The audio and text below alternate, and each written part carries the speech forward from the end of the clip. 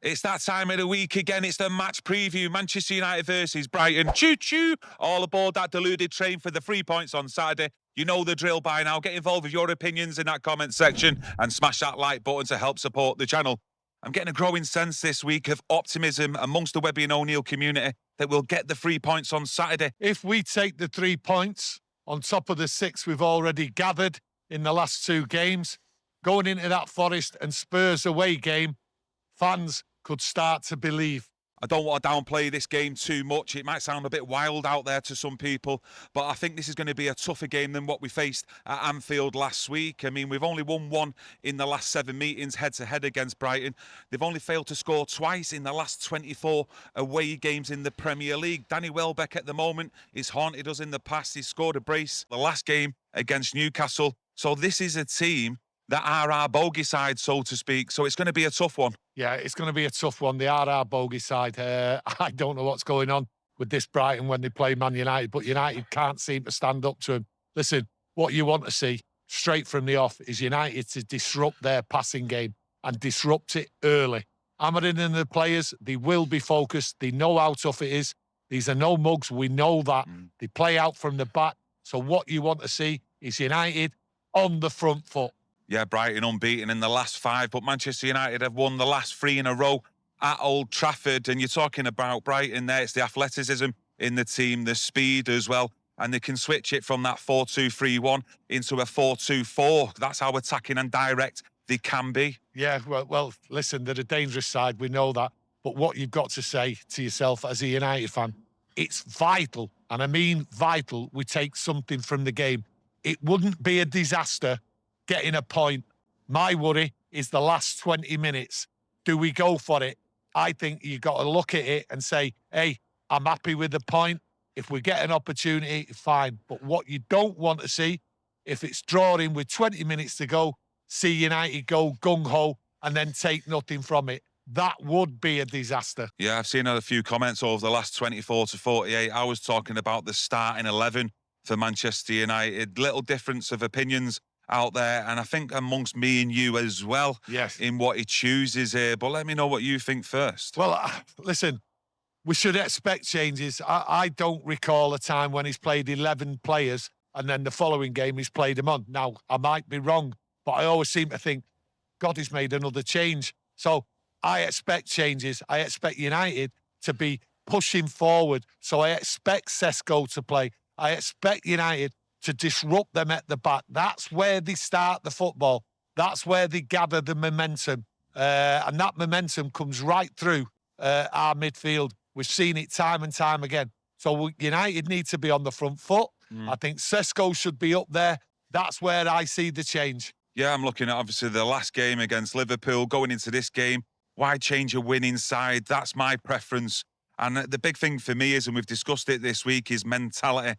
I want to see what the mentality is like from that starting 11 from last week going into this game, whether they can still like refocus this week and actually go in it and give it the same level of aggression and quality that we did see at Anfield. I've no worries about the focus and the mentality from the players. I heard it straight after the Liverpool game. They were already focused on this Brighton game. And I look at Amorim, he's going to look at the game. He knows how Brighton play. He's been turned over by him quite easily, to be honest. And after the Liverpool game and the Sunderland win, he's looking at each game differently, and he's going to put a team out there to play Brighton and stop Brighton playing their game. So for me, I think the mentality, listen, the fans' mentality is up there. The players' mentality is up there. I've got no worries on that side of the issue, but I do expect changes. Yeah, they're not the tallest of teams, I don't think. In the last couple of games, I've watched them really going into the front 3 or front 4 spaces, but at the back, the 2 centre-halves, you know, the big lads, will we see him looking to go long as well from the goalkeeper like we've seen against Liverpool and Sunderland, and looking to win them second and third balls, hopefully the first balls. But do you think that'll be a tactic used again? I don't think it'll be a tactic used again. I look at them, the wide at the back, they play football at the back. So I think United will try and play through them, press on them. That's how I see it. I don't think that long ball, what we seen was a tactic used deliberately against Liverpool, and it worked perfectly. It will not work against Brighton. They play football. They'll get it down on the floor and they'll play football. And as Kieran says, they're not a tall side. So we have to create opportunities from corners, from free kicks, and make it count. The games that I have watched Brighton this season, their fullbacks, they're like wing-backs to me. So they will look to get forward at every opportunity. And obviously, when they do try and get the tackles in midfield, they will look to spring quickly. And we've got to be on it from the minute one here. You know, the communication in the midfield area and the back three has got to be spot on, where you are going to see one or two of the actual centre-backs pressing into midfield, because we will need that extra body in there. A name that we all got used to in the summer is Carlos Baleba. Didn't have the best of starts through injury.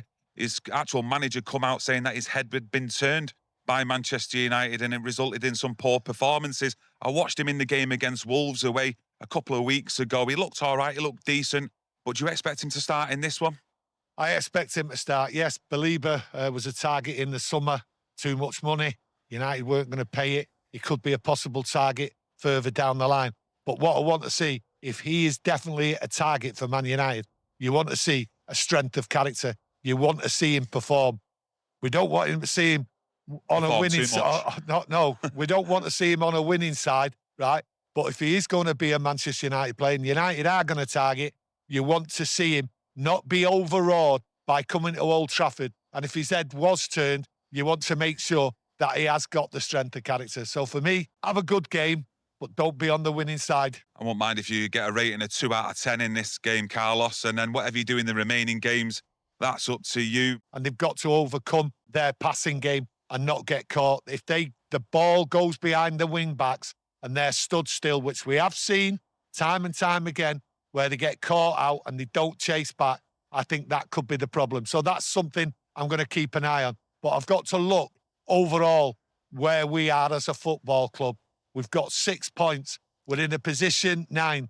If we get the 3 points, that'll give us confidence going to Forest, like I've said. And picking up these points, you just don't know as a fan base where we're going to be before that international break. So this game, the crowd are going to be mad for it. And I mean mad for it, because that Liverpool game put the expectations that high. So for me, getting these points and then looking at that table after this game, I can't wait.